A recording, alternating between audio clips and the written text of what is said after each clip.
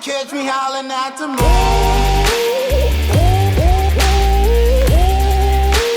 Trying to catch me howling at the moon.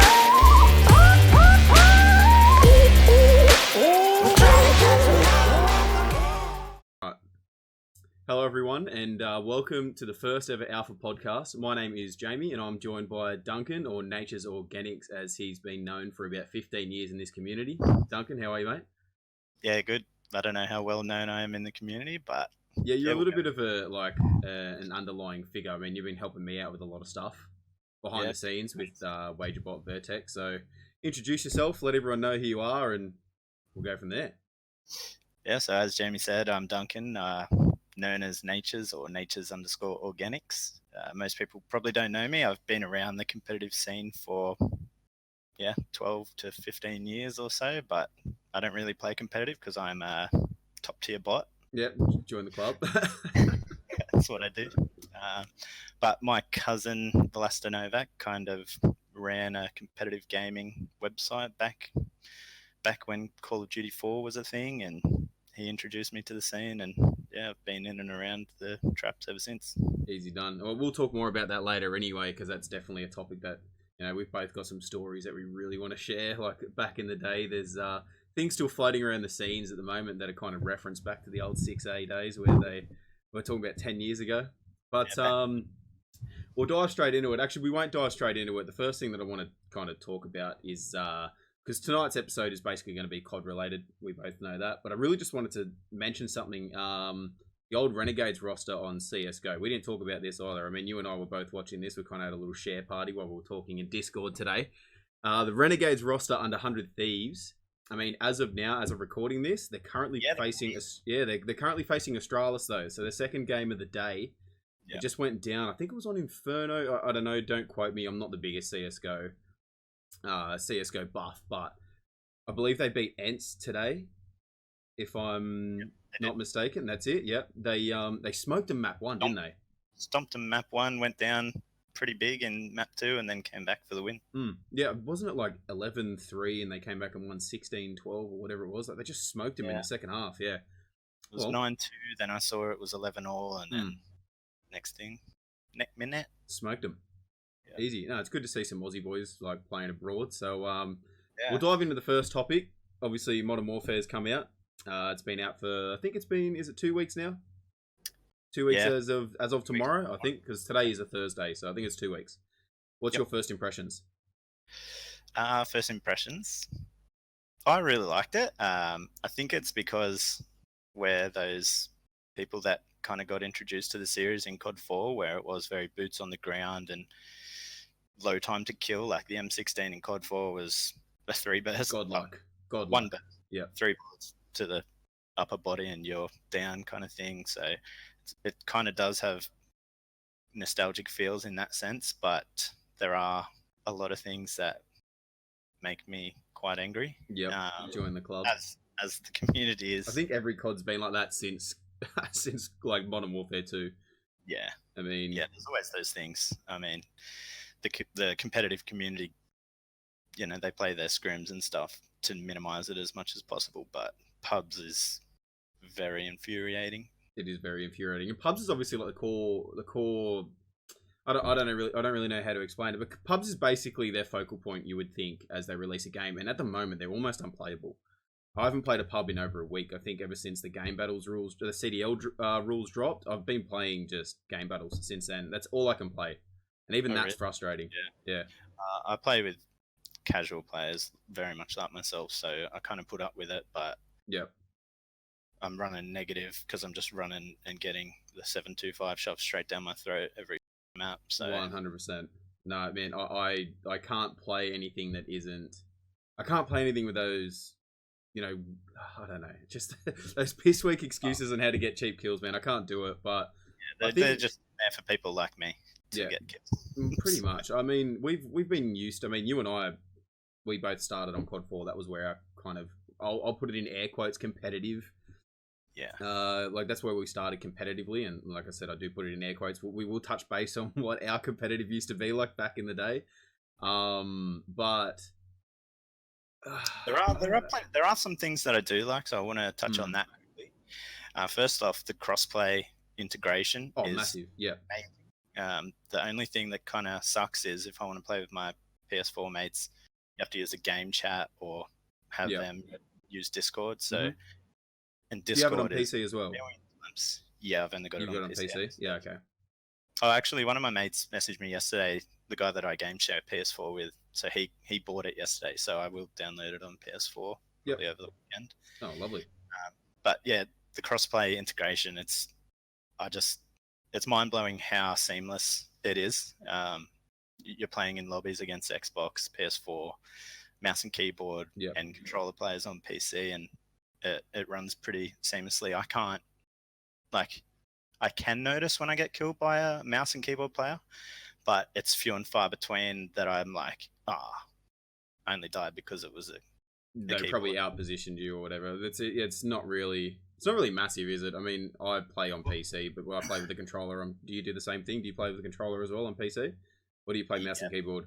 No, for COD and for any PvP, I just basically bitch it back to a controller because my left hand back just to your gets roots, my left hand just gets totally. I can't do it, man. I mean, when Fortnite came out, on the mouse, but my left hand just cannot comprehend. Are you like me, where you have to look down at your keyboard to see what you're trying to press when you're playing?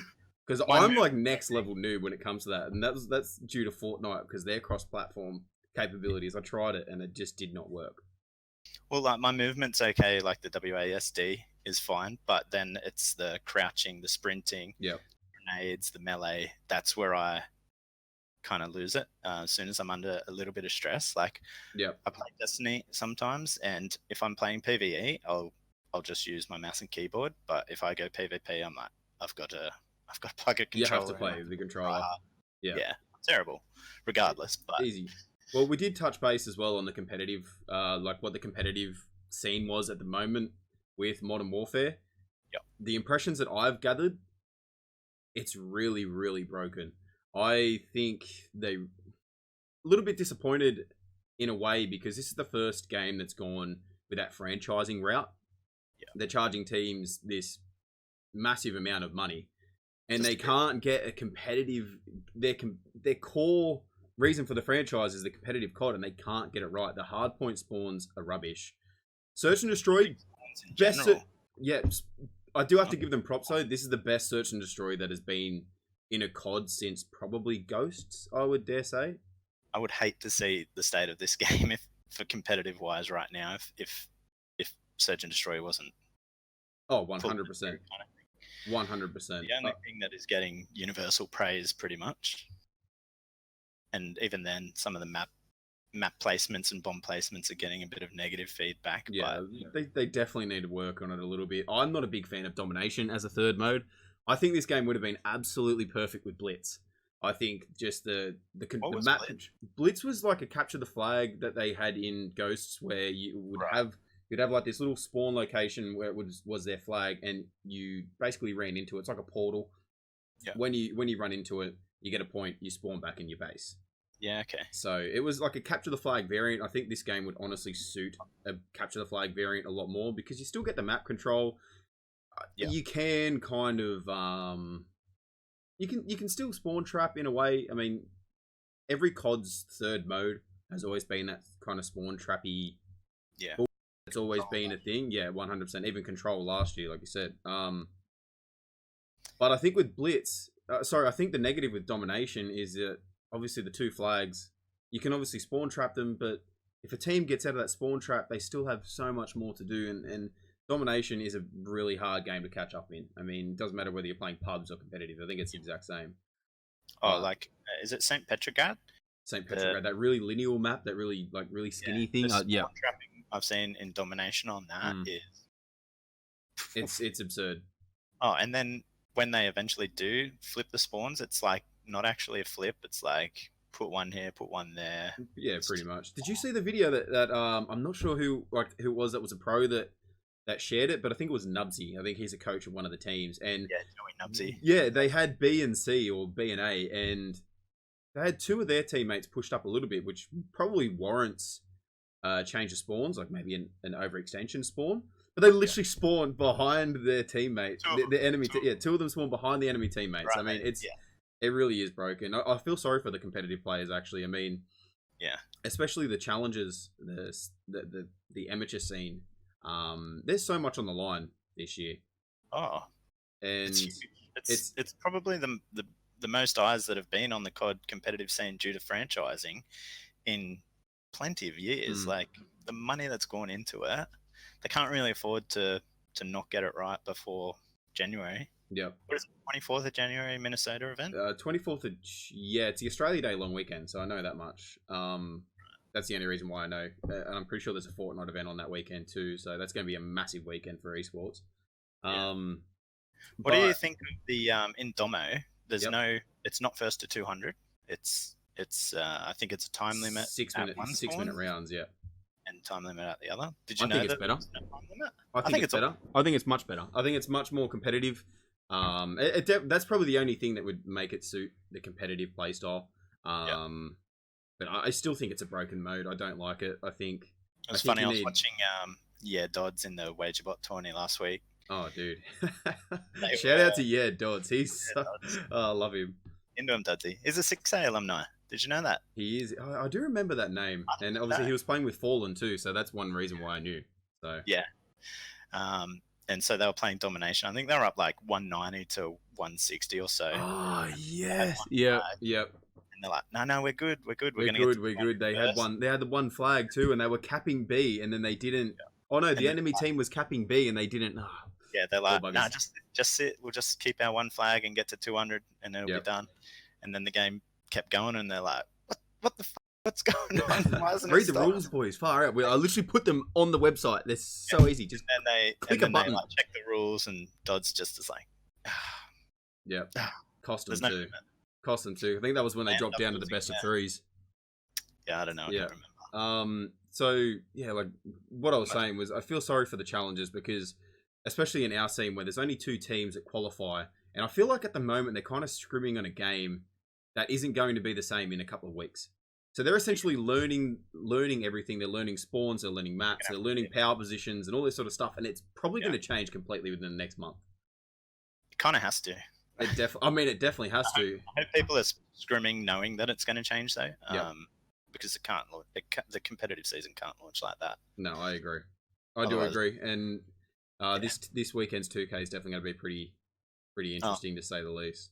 Pretty pumped for it. Yeah. If anyone is playing in the 2K and you watch this, and hopefully I can get this out before the 2K starts, dude, stream it, please stream it. Get our scene out there a little bit more. Show them that we still have that competitive drive, and with 2 teams being able to qualify, that's massive for us. This is something that we haven't had for 10 years since we've kind of been introduced to the competitive scene. So definitely get on board. So we'll transition into the second topic anyway. The 12 teams that have been confirmed. 11 teams have been confirmed roster-wise. 12 teams have been branded. We'll start off. Who's your favorite? That was my question. That was my question, actually. That was exactly what I was going to ask. I think my favorite brand, I'm actually going to bring them up. Let's get out of that. Okay, my favorite brand is probably Dallas Empire, and London Royal Ravens are a very, very close second. Yeah. Very, very close second. I think what they can do, obviously being the solo team out of the UK, I don't know, they can do anything with this roster, man. They can do anything with this brand. But I think Dallas Empire, I think they've taken the cake. What about yourself? Yeah, logo-wise, I think Dallas Empires is just a peach. It's next level. I think it's the best one so far. But in terms of the actual branding of the teams, I really do like London Royal Ravens and Paris Legion. I forgot about Paris Legion. They're pretty good. You just can't go past the Aussies. You got to throw them in. A little bit biased, aren't we? We can't help it. But have you heard the Ravens story for London? No. Like why they're the Ravens? No, I haven't. So, the Tower of London, which is like near the Big Ben. No, that's Big Ben. Oh, okay, right. I'm trying to be cultured here. It was like the center of London, and it's where the royals kind of lived way back when. But so there's I think it's like a old folks tale or whatever you call it, like a bit of a myth. But if the Ravens ever leave that place, then London's going to fall. So that's mad. so there's always ravens there. Like I've been there and you visit them, there's ravens just kind of everywhere. But if the Ravens were to ever leave, then legend would have it that London will fall. Genuinely didn't know that. That's actually really cool. That actually probably puts them into number one spot now. Dallas Empire. Get on board. All right. Second question, and I'm sure you know what it's going to be. Worst brand that you've seen so far. I think we're both pretty. Yeah, I'm gonna let you mention the absolute worst one. The Fiverr account in LA Gorillas. That's the one, dude. That is. I don't know, man. I mean, the logo doesn't even fit to what the two meanings of gorillas are. Yeah, it's It's just shocker. Dude, it looks like the girl version of the Spider-Man into the Spider-Verse. Have you seen that movie? Yeah. Yeah, dude, it looks exactly like that. I swear they literally just took a photo of that and then just chucked it to a guy on Fiverr and said, "Make this into our logo." Yeah, it's like the eyes, especially. I don't know, man. It just looks like they've spent they've run out of money by spending $25 million on the franchise spot, and they can't afford graphics teams. But I'm going to mention another one that I was super underwhelmed by. Okay, and let me bring them up. Yeah. Yeah. And it's the Chicago Huntsman. I knew you were going to say that. Yeah. Well, I don't know if it's that because Hex is there and, you know, he's been so good for so long for content and branding and everything like that. And then he shows us that and you're like, what? Like, it's just... There's a thing on the COD competitive subreddit at the moment, and it's like, oh, I just picked up my Chicago Huntsman merch, and it's literally a top in Target that looks fairly closely, it fairly closely resembles the Chicago Huntsman logo, and it's just this random shirt in Target. That's that's a little bit disappointing. I mean, I'm kind of on the fence about it. I think probably the it's clean, but like so generic. I think FaZe's logo too. I'm really iffy about that. I think because they're kind of them and Optic are the only two that have been able to carry that their outside franchise brand or old franchise brand into the new franchising. So they've done some form of loopholes there to get it. I mean, I really like it. Yeah. But I feel like they probably could have done something a little bit different. You know what I mean? Like given them a new, like a fresh look. I mean, it looks cool, but it's, I don't know. FaZe have obviously pushed really hard to keep their brand. Somehow. I don't know how they've got that through. Like you said, Optic, they're pretty much, I think they're only in COD now, so that's how they were allowed to keep that logo. But FaZe are still in so many different games, but yet they were still allowed to keep their logo with a slight twist. Like it's... Yeah. I mean, it's I don't know. I don't really know. I mean... I'm glad that FaZe are in there. I think you can't really have Call of Duty without Optic and FaZe. I mean, it's not Optic. I mean, I hate saying that it's not Optic, but I think you kind of have to have FaZe in Call of Duty. FaZe and Optic in Call of Duty. Otherwise, it's kind of... Well, I reckon their reveal video, that was one of my favorite, the FaZe reveal videos. I actually haven't seen it yet. Oh, you'll have to check it out. It's good. I rate it. It's only like quite short, but the production on that was awesome. Yeah, did you? Well, it's FaZe, I mean. Yeah, true. You got to expect it. But did you see the Dashi Optic video? I don't know. Are you talking about the one where they were driving in the Nissan? Like they did like a review thing of the Nissans, or are you talking about the actual reveal? I'm talking about his gameplay that they uploaded. So what happened was they're like they uploaded a video Optic on their socials, and it was like Dashi is a beast kind of thing. Like it said that, and it was like maybe 30 to 40 seconds long, and he got 3 kills, and they were like Hawaii level kills. Like they were just Hey, shout out to Howie too. He's a beast. I mean, I'm so glad he's competing.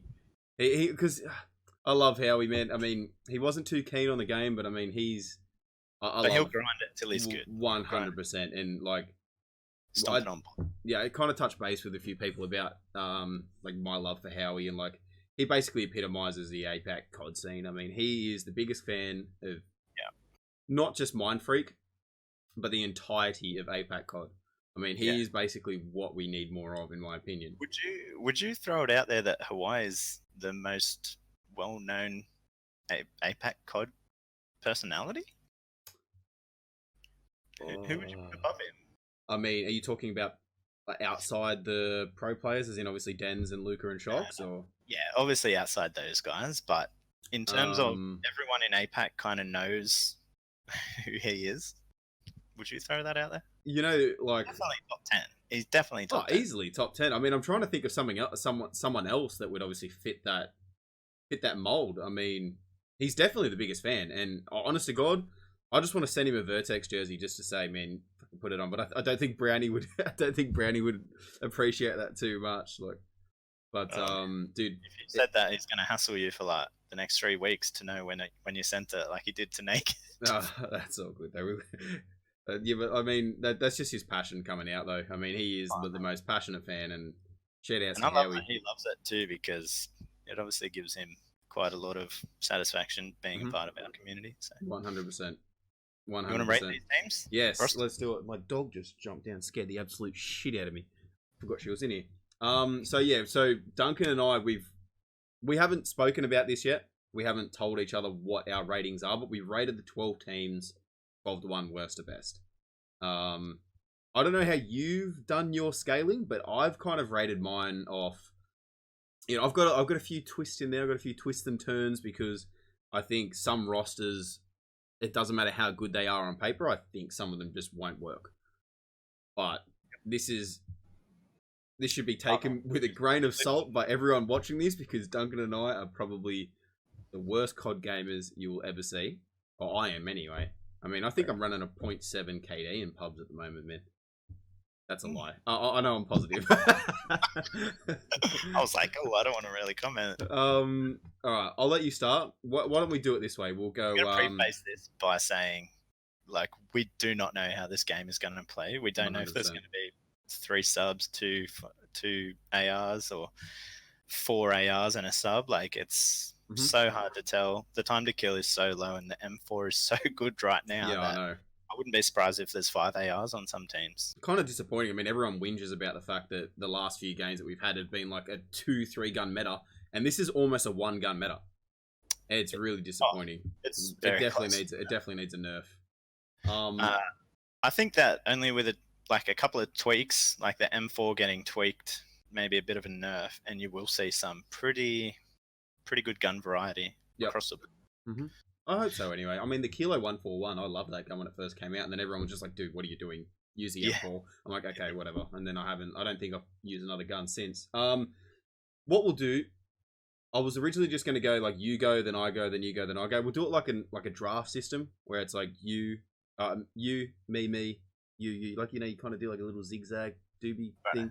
You know what I'm talking about. I'll let you go first. So number 12, who is the worst team in your opinion in the CDL at the moment? Just to really consolidate our shitting on this team, it's the LA Gorillas. I've chucked them down there. I don't rate their roster at all. Aches is good, but Lacefield, I don't think he could even hold down his Pro League team last year. And they're starting him. Decimate was in and out of teams. And then Aches, Aqua, and Saints, I mean, they're all solid. Aches is by far their best player. And I can't say anything good about them, really. Like, I just think they're going to be... I said, that's... Dude, you're not really giving much love to the old patty cakes, man. The 2-time champ, man. He's the slow COD king, man. He's won... He won Ghosts in World War II, so whatever it is. I've gone with Toronto Ultra. Yep. Toronto Ultra is Looney Methods, Brack, Lucky, Medals, and they have 4 subs in Kleenex, Classic, Cammy, Bents, Mayhem. They're the biggest roster right now. They are the biggest roster. They have 9 confirmed. I think they're allowed. Are they allowed 9? Or is that max, or are they allowed anyone? I think it was 7 minimum, but maybe up to 9 or 10. I can't remember. Yeah, must be 10. I can see 10. Is it 10? It is 10. It is 10. Yep. And then their coach Marky B. So they have 11 confirmed on their roster at the moment. I went with these guys just.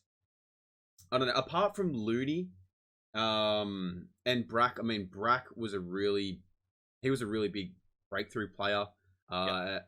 Because he was Well, on Midnight, wasn't Midnight originally, and then that whole he? fiasco happened. I don't want to. I don't want to get involved. I really don't want to talk about it because I could talk about that shit for about an hour. I don't know. I just think that it depends how they use their subs as well. They have a good roster, but I just don't think they've got that. They don't have that star player. I mean, Brack, yes, last year breakthrough season, 100%. But I think his transition into a slower paced game might be a bit of a downfall for him. That's my opinion, anyway. It's going to be interesting to see players like Brack and Voy, you know, the guys that really burst onto the game in Black Ops 4. Yeah. It's going to be really interesting to see how they adapt to a slower pace game. Mm-hmm. Can't wait. I agree. But the other good thing about having a roster that size, and I think it's like them, Minnesota, and Paris, they're the only ones with like really a deep roster. So it's going to create competition for slots. Yep. So you're gonna get the best out of all of those 10 players. 100%. It's as if every player that's on that starting team, they have that pressure from the sub players. But I mean, some of these teams as well. I mean, they still haven't even announced subs yet. So I mean, opinions could change. But for my number 11, I've gone with Minnesota Rocker. Is that fair to say? Yep. Dude, I feel like these guys are like those kids that just get left as the last ones to be picked in gym and sports class. Yeah. Like it's as if they couldn't sign someone. I mean, Silly, yeah, he won the 2018 COD Champs. You know, you've got Alex and Asim, again, two players that had a really good breakthrough year. Alex come from the pretty sure he played a bit of the AM bracket. He couldn't crack it onto a pro league team, or his team didn't make the pro league. Yep. But again, those two guys, even though they had a good season last year, I don't know how they're going to transition into a game that's much more tactical and slow paced. And same with God RX. Like, he's a very fast paced subby, isn't he? I believe so, yes. And I'm not even sure. I'm pretty sure he got dropped last year, but he got picked back up later on in the season. Mm-hmm. But I just feel like they couldn't get that big signing. You know, I mean, I don't know. I don't know. I don't know. I just don't rate their roster at this point in time. I don't know how they're going to go with chemistry. I don't know. I don't know. And that's probably the uncertainty that's in my mind is probably why I've put them so low. I mean, like, probably my number 9 to 12 are all very similar in, like, ranking. Because I just don't know. And there's so much unknowns that it's hard to separate. You just got to separate them in some way. So that was your 11? That was my 11. Yep. Whose is yours? Mine was Toronto. So that was your Toronto 12. Ultra. So we've already touched base on them. So why don't you rate their roster? Is that just basically the same kind of thing that we've been saying, or? Yeah, very similar. Like, they're kind of like rejects. Like, not rejects, but they weren't the best players on their team last year, and now they're going to be looking to be the best player on their team this year. They've got no. I think you said it. There's no star power. I think, Although lucky, there's only, by the looks, 2 Spanish representatives in the CDL so far. There only 2? Oh yeah, the other one's Breggy, and he's French. Or Metals is on their team. Yep. Lucky and Metals. Lucky and Metals. With who were they? They were on. Must have been Heretics. I couldn't think of the name then. They were so much promise at the start of the year, and then they just plateaued. It's just that was Lucky, it. Lucky the beast sniper. Is he the Lucky is a very good sniper, yes. Yeah. So that's going to be interesting. It's going to be interesting to see how this game plays in general for snipers. So it's can't wait to see, but we'll see. My number 10 is maybe a little controversial, but it's the Florida Mutineers. Ooh, okay, yep. And this is a rumored roster. It hasn't been confirmed yet. Oh, so they have rumored to have signed Prestini, Frosty, Morks, Havoc, and Skies. Yep. I just don't think that's a great mix of players. Prestini, obviously, I think he was pretty. Like, it took him quite a while to get picked up by anyone, and he's ended up on this squad. Especially seeing as he won COD Champs. That doesn't make sense to me. I mean, he probably wasn't the best player on the roster. I mean, but... Definitely wasn't. But, I mean, he still won. And that's championship pedigree, straight up. Yep. So, It's going to be. I think we were talking about it earlier. Frosty. Do you want to mention him? Yep. So An he's the ex-Halo player, basically trying to do what Formal did a few years back. And I know a lot of other COD pros were they surfaced from Halo, but I mean, Frosty, yeah. I mean, come from Halo last year, decided to play COD, and he had so much promise, but I don't know. I don't think he had the team to kind of propel him to where he probably could be. Yeah, right. And then they've got Havoc, who had a really good season for Gen G last year, but they choked at champs. Oh man, they choked. Everyone thought that they were going to go really close to kind of taking it out, and I think they were out pretty. They were the first big team out. Yep, back-to-back silvers and then choke hard. They basically did the mind freak of the open bracket. Sorry, boys, I had to say it. They'll be alright. My number 10 is pretty controversial as well. I'm going to be hated by this scene. Yeah. Paris Legion. Okay, what? I have an asterisk next to Paris Legion. I'm going to quickly... I'm going to quickly drag this over to my second monitor so you can see it. So I've got some notes. I can't drag it. God damn it. I've got some notes. Florida Mutineers. Paris Legion, all that sort of stuff. So that's an asterisk. Okay. I'll drag that back really quickly.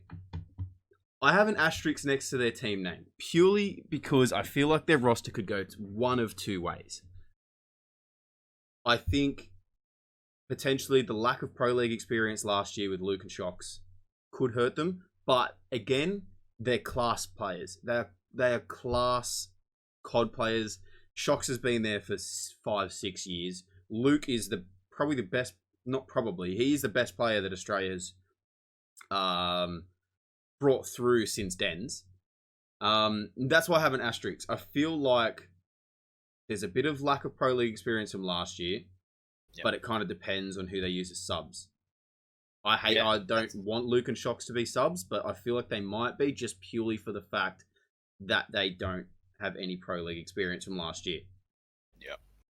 But in saying that, I feel like the trio of Dens, Luke, Shocks, that could obviously add really good chemistry. Dens and Shocks teamed with each other for 3 years. I think it was, or 4 years. Luke, he's known Dens since he was about 9. Yeah. And Luke used to play, I'm pretty sure Luke used to play in the old 6A forums as well, and CG and stuff. Luke 69er. Yeah, that's the one. They have a really good roster. Zed, Phantoms, Kismet, Breji as well. But that's what I'm saying. I have an asterisk next to them because I have so much uncertainty of how they'll go. Yeah. That's the only reason why. We don't know the starting roster for starters. That's a big thing as well. I do think this game is going to really suit Dens. So he when he came back in after Tommy left in Reciprocity, Dens was slaying in that AR role.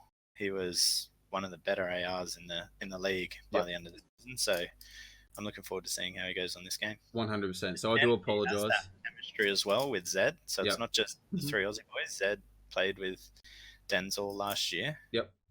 And it'll be interesting to see if is it Breji? Breji, He's the lone Frenchman on the team. Lone Frenchman in the league, I'm pretty sure. Yeah, lone Frenchman in the league, yep. So, especially being on the Paris team, it's going to be interesting to see what is it B-Sport Josh is their coach. Yep. Do you just run with the homegrown talent? Get the Paris fans on side, or? Yeah, I mean that's. I mean, I have to apologise to the boys. I'm going to be hated for this, but the only I'm a grub. The only reason why I've put them at number 10 is, like I said, I don't know how they're going to play their roster. Kismet and Phantoms, again, they showed a lot of promise, but they only kind of came through. They showed promise, but you didn't see their full potential. Luke and Shocks, again, so much promise with Mind Freak, didn't see the full potential. The only stars in that was obviously Den, Zed, and Breji. They're the guys who last year there was so much for them to do, especially with Zed and Den's on Reciprocity. New team, new org, so much hype and big spotlight on them, and they did perform. But like I said, They've got 3 players that I'm really confident with. It's just the other 4, we don't know how they're going to transition to the new game. And obviously, like I said, lack of pro league experience. Yeah, I'm pumped for him though. It's such a good opportunity, man. 100%. It's real to think that 10 years ago these guys were playing in our little community. Luke when he was however old. I think Luke was about 7 then, man. Makes you feel old, doesn't it? And now they're getting minimum 50k USD to be playing in Paris, playing Call of Duty, traveling the world. It's just unreal. It's awesome. It is unreal, and good on them. I do apologise, boys. Don't hate me. Still love you. So I'll still be your number 1 supporters. Don't worry. My number 9 is Florida Mutineers. What was that? Are you gonna cop a Paris jersey? Oh, 100%. Who you getting? Ooh, I can't go past my boy Dens. Ooh, I wanted to say Dens. I'll get Luke 69er on the back. Yeah, do the old 69er. My number 9 is Florida Mutineers. We already touched on them. Not a confirmed roster, so I can't really rate them any higher. Yeah, fair enough. And I've already mentioned them as well. My number 9 was Minnesota Rocker, who we've already spoken about, and my number 8 was Paris. So you just put flack on me for putting them at 10. Yeah, well, hey man, 3rd last. You put them out. I put them at like 5th last. Yeah, nah. And like I said, there's nothing between. Like all of the teams are going to be so close in ranking. What can you do? 100%. Number 7 though. I've gone with the Subliners, New York. Ooh. Temp, accuracy 0, and attach. Yeah, right. I'm not gonna lie, I just had to put them somewhere, and I was like, I'm not convinced that they're going to be better than my number 6, and I'm pretty confident in my number 6 upwards that they're going to be really good. So they got slotted into 7. Wow, I have them much higher on my rankings. Ooh. Yes, I'll talk about that a little bit later. So that was you. So 12, 11, 10. You did 9, 8. My number 7 is LA Gorillas. I think I've got them a little bit higher, basically because I think Aches, Aqua, Saints. Bank on Aches. Pretty much. And Aches is the king of tactical boots on the ground card. That's basically the only reason why. Yep. My number 6. Still got that logo. What was that? Yeah, the logo off, man. Get a new one, please. Or at least have your name represent your logo. Imagine if they do change it all. Oh, they should. Please, dude. Straight up should. Oh my god. So yeah, I had number 6. Oh no, hang on a minute. I didn't did I say my number 8? I didn't say my number 8. So before number 8, I had Optic Gaming LA. Ooh. Yeah. I think, and again, like I said, I base this off things that aren't necessarily just the roster on paper, like other things that might come into it. I mean, you have a really good roster. Who is it? It's TJ Haley, Dashy, Kenny, Slasher, JCap. Yep. All superstars. But will the OG hate bandwagon affect them positively or negatively? I mean, you got to think, 90% of the community and fans of Call of Duty esports were Optic fans. Yeah. Now it's not the Optic that they all grew up with and loved. I think Dashy is an absolute superstar, but will he be suppressed? There's that he wants to be off that team. That's exactly what I was going to say. Will he be suppressed by a guy, say, like JCap, who's been around the scene for 5-6 years, who just doesn't like that flashy shit, and he just wants wins? You know what I mean? I don't think that roster will work. I think TJ and Dashy, I think it's almost like a roster made up of 3 different little teams, if that makes sense. I think one thing that might help TJ and Dashy in that, they've gone from being so loved to now kind of like the villain, is that they're playing with Kenny and Slasher, who were on 100T last year. They kind of started off as the villains, and they kind of embraced it as well. So they could take them under their wing a little bit. JCap's like the old head. Yeah, like I said, it's an absolute monster of a roster, but will these outside distractions, will that affect them? I think if I'm a player and I've signed to an org that probably 90% of the community hate right now, I would be pretty worried. I'd be pretty stressed out. That's my opinion anyway. It was crazy to me that in Chicago's, they did a really cool announcement video or goodbye video. Did you see that? It went for like 40 minutes or something, didn't it? It was a pretty, probably not that long. I don't remember how long it was, but I did. It was like basically Hex saying bye to OG, wasn't it? Yeah. So he kind of kept referencing, this is the end of OG, all of that shit. Like, technically they're still there. So why didn't Optic Gaming, in particular Dashi or TJ, why didn't they clap back and be like, "Yo, we're still Optic. Yeah, we're still here. We're still the same." I don't know. I feel like over and let Hex do whatever he wanted. It's crazy. I think Hex has got too big of a voice to kind of. You can't shut that man down. He's the Codfather. I think we've up our order already, so you can go. Who's your number 6 or number 7? Have you said? Yeah, I said New York 7, and we're 6. OG was 6, was it? Yep. My number 5, I've gone phase up. Ooh, okay. So I probably like these top 5. I kind of had them in 2 tiers. So I had my S tier and my A tier. These 3 next teams. So phase and 2 others are the like A tier.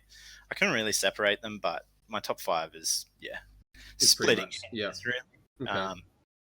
I mean, the Tiny Terrors, they're going to just go from strength to strength.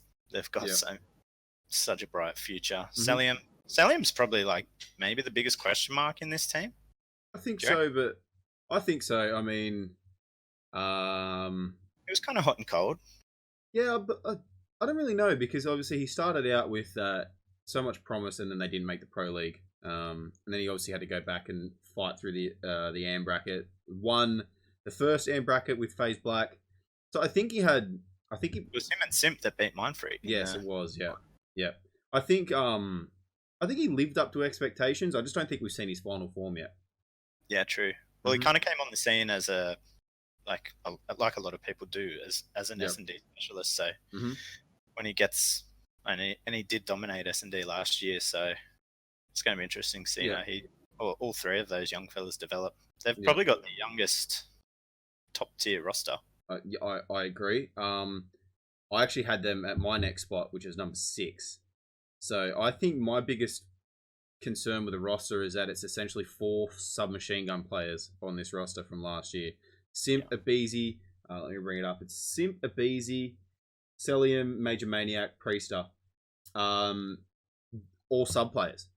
Pretty much all sub players. But I do think under the guidance of Crowder, he's a tactical mastermind. And I think he brought the best out of the 100 Thieves players last year. I think they can crack into that top 5, top 4 team, but I think that's my only concern. That's probably why I put them so low. Yeah, I kind of kept them low because I think the players they have the potential. It's just if the game suits them, it suits them. They'll dominate. Yep. They could easily be the best team, but who knows? I'll do my number 5 because you've done your number 5. London Royal Ravens. I think they have the hope of the UK COD all on their shoulders. I really, really hope that they pull through. I think that this roster... I love this roster. I do love this roster. I think the biggest thing for me... And I know I'm probably going to get called a hypocrite or whatever because I kind of downplayed Paris Legion and they had that rec pack sort of bond with Zed and Dens. But I think Dylan Waskins, Shane, and you've also got Scraps. So Waskin, Scraps, twins. It's going to bring a really good family vibe to this roster, and they are all weapons. My only concern is Dylan, actually, because he was a superstar last year in a game where you could run around like an absolute dickhead. Yep. This is a lot more slower. Yeah. That's probably, I mean... The category that we said, like, they burst onto the scene last year. Yep. Fast-paced game. It's going to be very interesting to see how the likes of him... I agree. Brack, Envoy, how they turn up this year. I think they'll be beasts. Absolute beasts. Yep. But it's just going to be an adapt. They're going to have to adapt, sorry. Yeah, I think Raided's their question mark. You think He's so? A super smart player, but I don't know. I think he's got a lot to prove. I don't rate him. him and Jerd, I feel like him and Jerd have a lot to prove. Jerd, he was part of that Splice roster last year. So much potential, obviously, especially when they picked up Hugh as well. And they just couldn't perform. I think I love this roster. In my opinion, this is just such a good, tight-knit group. Yeah. I hope they do well. And like I said, they have basically the hope of the UK. They're all European too. 100%. I think it's gonna be a really good family team. They're gonna have the best crowd, best event. Oh, dude, if you and I can go, we are going to a London event. 100%. Who's your number 4? It was London Royal Ravens. Easy. My number 3. Did you have a 4? Did we do your 4? I'll just do my 4. We'll just go in order. We've already fucked it. Just rattle it. Yeah, my number 4 is Chicago Huntsmen. Mm-hmm. I think they probably have the best roster on paper. Yeah. But you also have to think, right? So Scump and Formal had the falling out with OG. Yeah. And I did also hear rumors that Scump wanted to team with Gunless as well. And I think they did an episode of it on Hot Mic. Is this where they wanted? Did they want to drop Crim for Gunless? I'm not sure, but I remember there was I don't know how long ago it was, but there was a big topic on Hot Mic where they basically said Scump, Gunless. I think there was someone else. I can't remember who the third was. I don't think it was Formal, but they basically said too many egos. Too many egos. The roster won't work. They're all superstars. They all think they're better than the other person. And now they're on the same roster. Pretty much. Formal, Scump, Gunless, Envoy, and Arcides. Yeah. Best team on paper, in my opinion, from good young talent to just veterans of the game. Yeah. That's my only concern is that, something funky happened with Gunless last year on Luminosity, didn't it? Yeah, I think dropped towards the end of the year for something. I don't know the whole schematics, but I do know that the roster was upset with him. And again, he was teaming with Formal when that happened. So, yeah, is this another roster that Hex has tried to put together to just try and keep a good tight knit family, or is this a roster that those 5 players actually wanted to play with? I think the biggest thing for me is who they bring in as subs. Yeah. If they can bring in a good sub, maybe a level-headed player, I don't really know who's left, to be honest. Who knows? That's my biggest question mark on them. Yeah. Mm-hmm. Apart from the Envoy question marks that we've already raised. Yep. Smacked it last year. He would have been, him and Dylan were kind of like. Yeah, just the 2 rookies other than Sim. So top 3 subs last year. Oh, probably top 4. I think you could probably put a Beezy in there as well, but easily top 5. Those 2 top 5, 100%. Arcides will be a beast. I actually can't wait to see him and Formal as the main ARs. Ooh, that's nasty. It is very nasty. And just Formal and Scump's chemistry is just, it's like next level by the looks of all their content that they've put out. So. Sorry, man. My dog is asleep at my feet, and she's dreaming and she's howling. Anyway, hopefully the mic doesn't pick that up. Have you done your number 3? You've done your number 3? No, you've done your number 4. Yeah, but it was the Huntsman anyway. Yep. I'll do my number. Have you done yours? So do we have the same? Did we have Huntsman as 4 together? No, I had them as 3. Oh, you had them as 3. Okay, yep. Huntsman 3. Mm-hmm. I've gone the Empire 2. Ooh, lovely. Did you go lovely. Empire? Oh, I haven't said my 3 yet, but okay. Well, I think we're pretty much. I think our 1 and 2. How good they have been so far. They've probably been playing the game and grinding the hardest, so it makes sense that they're the best team at the moment. 100%. I mean, Crim, just by the videos that these guys put out to kind of like announce their team. Yep. Like Crim and Clayster, kind of like, to me, it feels like they've got, I don't know, like a bee in their bonnet. Like they've got a point to prove this year, especially Crim. Yep. Mm-hmm. So can't wait to see how he goes. Again, the game really suits him this year. 100%. So. Him and Clayster, I think so. Look, Yep. The other 2 on their roster, similar, or the other 3, I think, might be Shotzi, Hook, and Illy. They're all from Halo, I think. So similar to. I'm not about. Sure, I don't know too much on the background of those three. Huke definitely. Sorry, maybe it's just Huke. I And think the other two. I think Hugh did actually. I don't know. Could be wrong, but he's a superstar. Oh, but he's very hot and cold. I'm pretty sure he was a beast subby for Splice last year, and I think he changed teams. No, he was on Envy. I think he was on Envy, then changed to Splice to be with Temp. That was and then Billy and Shotzi, super young 18-year-olds who, I mean, Clayster had that last year in Abizi and Simp, so very similar situation for Clayster to take them to under his wing and work his magic.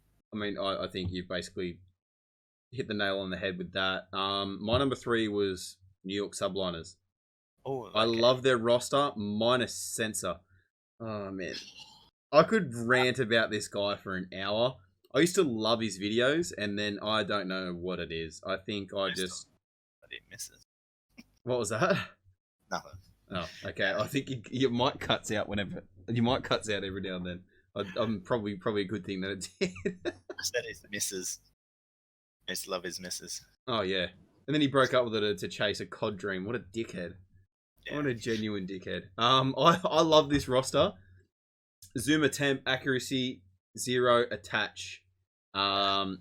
Absolute beasts. They're all like those players that they're always up there in legend status, but obviously then you've got the top 5 that just kind of shut them down a little bit. You know what I mean? So you've got like your Zuma, your accuracy, your Temp. All these players that last year they didn't see too much success. Just all legend status. They've all had up and down seasons last year. Yeah, every single one was on like a hot and cold team. Like 100%. None of them had a solid year. Attached didn't even make the Pro League. Well, neither did Zuma. Yeah, neither did Zuma. So the whole phase roster didn't make it. So Temp started off the year super well, and Splice were probably the most consistent team out of those 3 teams or whatever. Yeah, the most consistent team apart from Gen G that didn't win a championship, I think. Like they had just so much promise, but I think what I love the most about this roster is I just think it's going to work. I just think it's going to work, especially with Zero and Zuma. They teamed last year for FaZe when they came back in. You've got the duo reuniting with Attach and Zuma. Accuracy, a slow AR who won, I think, 3 championships in World War II on another slow game. Yeah, right. And then you've got Temp. One thing about that roster is, there's not going to be any personalities that clash. I think Temp is the only big personality, but I do think that the other guys might suppress that a little bit. Yeah, that's what I mean. And especially under the guidance of Revan. Revan, their coach, he's like a mastermind. Like, if you saw the videos that he was doing with EG last year, like he's so passionate about it, and I think that roster will work. We've already touched on them. You and I had the exact same number 2, Dallas Empire. I mean, I think they've won 10 grand US in the opening week just from online tournaments. So smoking, absolute beasts. That means we've got the same number 1. I think we do. Do you want to talk about them first? So the Surge, and I really like their branding actually. It was one of the other ones that I rate. One of the few actually that I rate. Yep. But this roster is stacked in terms of, especially when you consider the nature of Modern Warfare gameplay. I think every single one of these players, so Karma, Enable, Octane, Slacked, and Apathy, just it suits them to a T. It's stacked, dude. I think it's stacked. Octane might have been. I mean, Simp. I don't know who got. Did they give out an MVP of the year? Of the year, Octane would have been up there, top 5 for actually, the year. I don't know if they did one for the year. I know that they give one each tournament. Yeah. And Octane was the best AR. Yeah. Octane he probably has been for a good 2-3 years. I think he kind of had a bit of an up and down year in World War II with that whole shit that happened with Optic, and then obviously that falling out with Luminosity. But I mean, IW, what was last year? Black Ops 4 and this, they all have the 3 guns. The 3 main guns are literally identical. Yeah, and he is a beast. I love watching Sam. I love watching Octane, man. He's He's a freak. I think if you put every pro player or every COD player in the world and you played a bit of Modern Warfare, I think he's almost the first player picked. Oh yeah. If you could choose anyone, I think I'd go Octane. I think if anyone put in their God squad, I think probably 3 out of the 5 starting roster of this team would be instantly on their team. I basically have like a little description with everything from my 12 to 1, and I literally have one word: karma. That's all I have for Seattle Surge, just karma. I mean, if they do a champ style thing, he's a 4-time man. I can guarantee you he will be a 4-time this season. If they do a champs, it's not confirmed yet. I don't think so. I hope they do some big event to finish. Like I don't. Yep. Something similar to like CS:GO, how they have all these not minors, but they have all these events during the year, and then the last one is just the big party, like the big champs. I agree. I hope they do the same thing. Yeah, kind of thing. That's the one everyone wants to win. Yep. But yeah. Boom. Oh, we agree. That's. Odd. I think well, our top 2 was pretty close. Our 4 and 5 were close. I think you and I are pretty close. I think our biggest spin-offs were probably, you had Subline as like number 8 or something, didn't you? Yeah, 7. I think. Yeah. Well, there you go. Well, I'm excited. I mean, I kind of wanted to segue into this a little bit. I'm really excited to see the Aussies. I mean, I know I had them so low, but I'm excited to see these Aussies, especially Dens. You know what I mean? Like, I mean, you and I have seen Dens come through the ranks for 10 years. I mean, but when he joined Six Axis, was he on Tox? I'm pretty sure it was Tox. I'm sure it was Tox. I'm sure it was. I've always thought that. Paddle. And who? Paddles. Oh, Paddles. Paddles is a gun. Paddles is a gun. That's right, dude. Oh my god. I think you and I could have a whole podcast on stories of 6A. Like, So for anyone that doesn't know, 6A was like the hub of our. It started as a Call of Duty scene. We ran multiple leagues across different games, but at its core, it really was just a COD community. I was talking to Vlastar during the week, so my cousin, as I mentioned earlier, he said at 6A's peak, we had 10,000 members, and when you try and picture like what the community is now compared to having 10,000 members, it's just like at the moment, it's what are we scattered on Twitter, Discord. Yeah, I mean, the best thing, I came a little bit late because you guys had like a season for COD 4, and you had, I think it was like 14, 15 teams or whatever it was, and I came right at the end, basically when World at War started, and I literally fell in love with this whole community, this whole concept of competitive, what we called competitive. Okay, so if anyone doesn't know, our competitive COD involved 6v6 TDM. Like this is what we had, and I will never forget. Our Modern Warfare 2 tournament that we had, where we had 64 teams. I think it was 64 teams signed up. I think it was, what's that? Is that 8 pools of 8 teams? I think that's what it was, and it went for like 2.5 months, man. And that was just... That was so good, man. The glory days. Those were the glory days, man. And Dens is a product of that. Ladies and gentlemen, Dens and Luke were products of that, and look where they are now. You're welcome. You're welcome. It's just weird to try and compare. Like you couldn't even put a number on. Like, so we had members on that website of 10,000, and now like to even try and put a number on how many people are in the LFS ANZ COD community on Twitter. Like, you're not gonna. No way would you get to 10,000.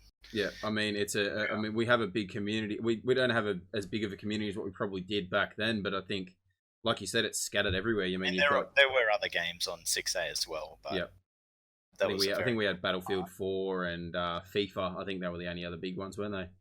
NBA was, there was a little bit of an NBA scene. NBA was another popular one too. Players when it was like getting over the COD season. Yeah, we were only a PS3 community too, and we were the only PS3 community, and then Cybergamer basically dabbled in it, and they went like obviously the more competitive route, which is the 4v4, which is then obviously what Dan's transitioned to. And that's where Mindfreak really took off as well. Wasn't their first roster? Didn't it have Fallen? Didn't their first roster have Fallen? I swear it did.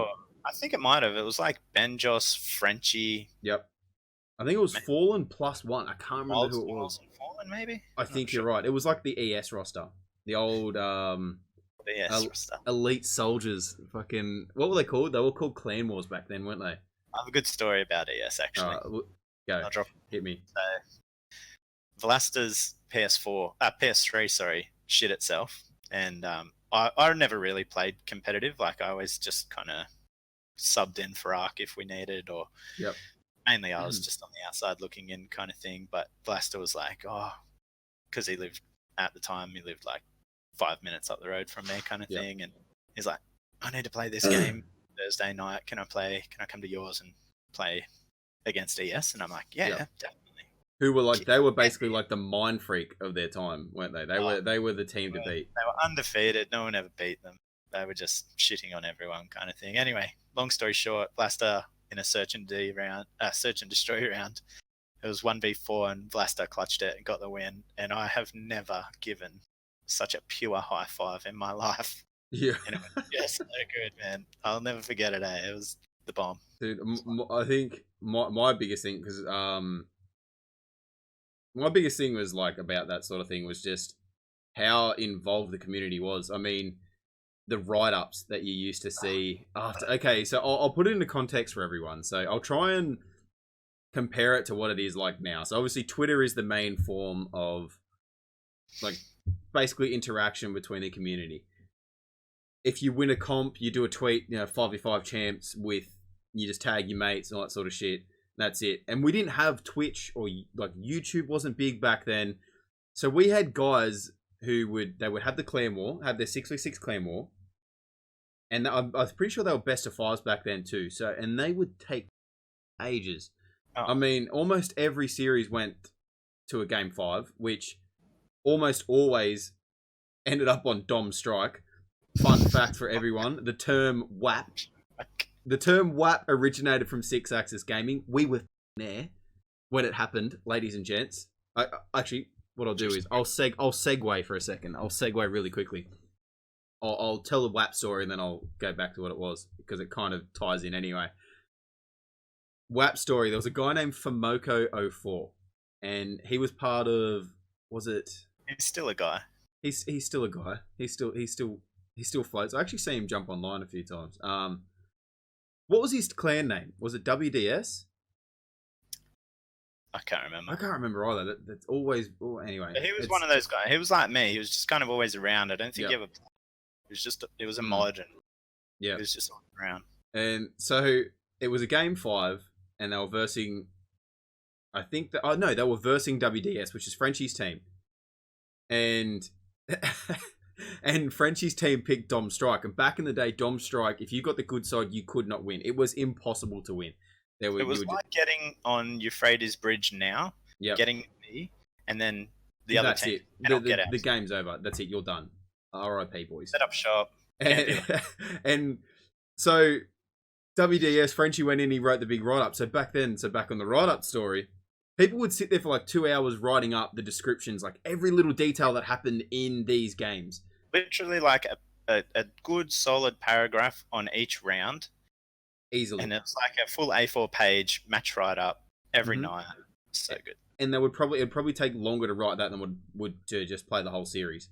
And I remember Famoko came in and all he said was Dom Strike, that is fucking weak as piss. And then, back in the day when you're on the forums, people would quote, like quotes that happened on the forum, put in their signatures. And I think there was about 500 people that just had WAP in their signature. And then obviously that's where it transitioned. I mean, that's... those write-up threads, like they drop at like 10 o'clock at night. So people would play their game. Then they'd do their write-up, which, like Jamie said, it would take an hour. And then they would drop the write-up at night.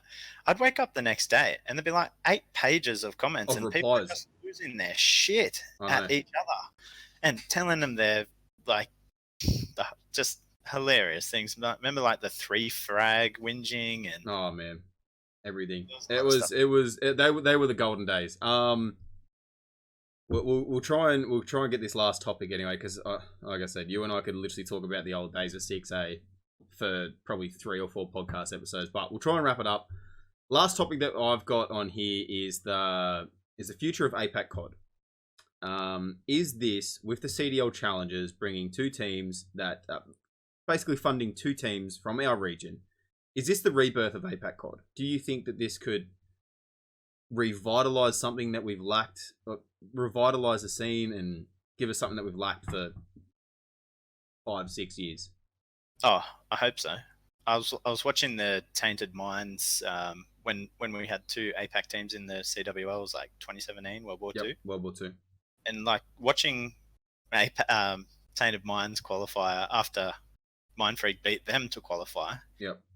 And then Swifty gets up and he's like, "Apac's back, baby," or whatever he said. Like, gives you chills. It's so good. But hopefully it is. Hopefully it's a bit of a turn, and especially with CDL providing those 2 teams, accommodation, travel, whatever, and hopefully that revitalizes a lot more teams to get in. I agree. We had a look at the entries into the 2K, and there's 60 odd. There's 60 teams. Yeah, I think it was 60 teams, but I think about half of them are eligible at the moment. So, and I think I've been kind of prodding you to kind of run a few more crossplay comps and try and branch out and grow the scene in terms of, we want everyone to play, not just the controller players. Obviously the controller players, you know, that's where the competitive scene is. So I can totally understand that controller players just want to play against controller players, especially in the 2K. Totally understand that. Yep. But in terms of like a Sunday casual comp, I think we should just open it up to crossplay.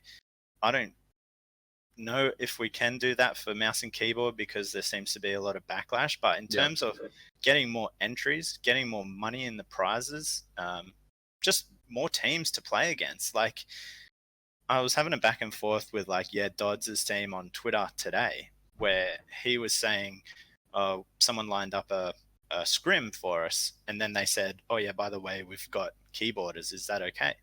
Like, for a scrim, for just a casual comp, play it, man. You're actually going to improve by playing better opponents, in my opinion. Like, when Mindfreak want to scrim, they don't want to scrim against shitters. They might start going, "I'd prefer to scrim against keyboard and mouse players because they're going to improve more," especially with this game's quite low time to kill. It kind of doesn't really suit keyboard and mouses. You're not going to get shots on someone, then they're going to spin and one hit you. You're going to kill them before they kind of have a chance to spin on you, world star you. So, I think this game's a lot more about positioning anyway. I mean, I think if you put the best 5 keyboard and mouse players against the Mindfreak roster, who are obviously the pinnacle team of APAC at the moment, I think Mindfreak would beat them 9 times out of 10. Oh, mate, people don't realize there's quite a lot of shitters on PC. They just want to play comp as well. I don't think it's more so about the shitters. I think it's just opening the doors to something that. Think about it this way. Yeah, 100%. I think if we have to open the door to those, like, obviously we're still going to run controller only comps. We're going to run PS4 only comps, especially like the 2K and that. It's all exclusive to PS4. So why not? Yeah, I think a discussion to have anyway. Yeah, I think, like you touched on at the start of the episode anyway, that you know, the cross-platform is probably the biggest positive that's come out of this game. And I agree, but I think that opens up more opportunities. I think what we'll do is we'll obviously slowly start opening up those doors, and then it could turn into the next fortnight where you combine everyone and you just have this massive league of people who will play on whatever they want. I think the only thing that you would worry about is if you open it to mouse and keyboard players, is CSGO players coming who have played shooters for 10, 15 years coming and just shitting on everyone. Like, if we basically. You know, there will be mouse and keyboard players that will come in and dominate. Yep, I think it's definitely it's a soft spot at the moment, but time will tell. Time will tell. I think it's just one of those things where you've got to have an open mind and see how it goes before turning your nose up at it. Like, at the end of the day, if PC players are coming in, you're getting more dollars from sponsorships through PC companies. Yep. And makes the outcomes better anyway. But I think I mean, so like just the question of is this a rebirth of APAC COD? I think with the cross-platform capabilities, the CDL bringing in 2 teams that get fully funded to every event, every Challenger League event. Do you reckon that they'll stick with it? The Challenger League? No, the 2 teams. Yes, I hope so. I really hope they do stick with it. I know you quoted and said that they have the right to change or something like that. But I think our scene's going forward. I think if you combine the CDL challenges, the stuff that XP are doing, XP Esports, I mean, they're doing great things as well. They're obviously got a lot of teething issues at the moment, like with a few things, but hopefully they iron that out. But what it's doing is it's also giving players something to play. And obviously, I mean, you and I have been working on some things. We won't touch base on it tonight. they're in the work. We've got some big things coming for the wager bot side of things. But that's for another time. I think our scene is only going to get better. I think this what we need to do as a community. We all need to band together and make this the opportunity that we've all wanted for the last 4 or 5 years. I mean, we didn't have any LANs in World War II. We didn't have any LANs apart from XP Esports, who ran the 2 for Black Ops 4. Now we have an opportunity where we can have 2 teams represent our region that are fully funded, so minimum 2 teams. You know, orgs might send teams over still, obviously, to compete in the open brackets. That's to be said. This is our chance to finally put some legitimacy back in the scene, and I think as well. Someone actually messaged me a while ago, and they said, "Oh, dude, what do you think about XP Esports? They're coming in, like, you know, WagerBot's been around for 12 months. They're coming in, they're running LANs." I was like, dude, that's the best thing that's going to happen for the scene.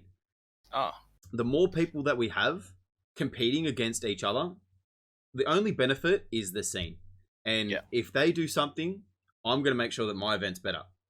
And if my event's better, they're going to want to make sure their next event is better. Yeah. Which means that it's like the WWE situation. So I don't know if anyone follows wrestling, if you follow wrestling, but the WWE Pinnacle Wrestling thing, I mean, I only know this because my mates are lunatics about WWE, and I watch it every now and then. I watch the pay-per-views.